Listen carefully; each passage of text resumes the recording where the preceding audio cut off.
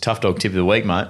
Okay. What have you got for us? Because you've been away, so there's got to be something that pops out that made your life easier on this trip. Yeah. Well, this isn't from the trip. Okay, this is something I was thinking about today. Every single thing you don't put on your vehicle is more important than the things you bolt onto your vehicle. Explain that. That's a good one for you, Duggo, because you're in the process of bolting things onto your car. Yeah, I am.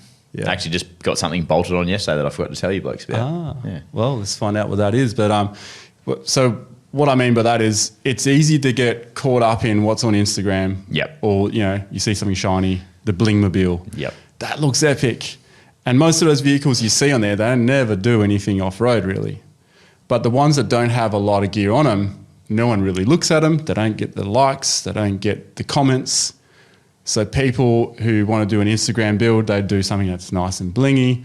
That's what we get in our feeds. And this influences a lot of people to go, oh, well, I need this because obviously this guy knows what he's doing. So I want that. Or it could be like, that looks cool. I want that. But the thing is, do you really want it? Is it going to add to your build? Is it going to fit with everything else? The end result is a lot of weight in your car. Yep. And then all of a sudden you've spent a lot of money and you've built yourself a heavy monster. So every single thing you don't put on the vehicle is more important than the things you bolt onto your vehicle. I like it. So if you think about Malcolm Douglas, he probably carried more stuff than these other guys, but Les Hiddens, all the old school dudes who were out there in the bush with no aircon and stuff. I know they didn't have many options back then. Yeah. But they didn't have a lot of that stuff. And it shows that they didn't need it. Yeah. I mean, they carried a lot of tools. Yeah. Especially in the Land Rovers, but, it's, well... No, you're spot on. It's just the thing, Think about Jeff. Yeah. Now, that's... that makes sense because, and we've spoken about that numerous times on here, but it's a good way to put it like in a little catchphrase way because it is so true. We're so enticed, and comparison is the thief of joy. So as soon as you start comparing to whatever you see, and we all do it, we're all guilty of it at times. Yeah. The thing with where you're at now and the amount of cars that you've probably been able to try and test and do these mods to or not do these mods to, I feel like, which we'll get to it soon because we've got a couple of other things to touch on before we get to your trip, but it's a simple setup in your 76 much at the moment. Simpler than before. Yeah. But I do have a problem with it, and I've had the same problem with every single car I've owned. Okay. So you haven't just found this out now?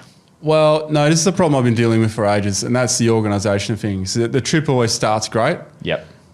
But because I had 2 kids in the Pilbara, I had to bring more of their stuff, and a few things got left out because there just wasn't any room for it. Yep.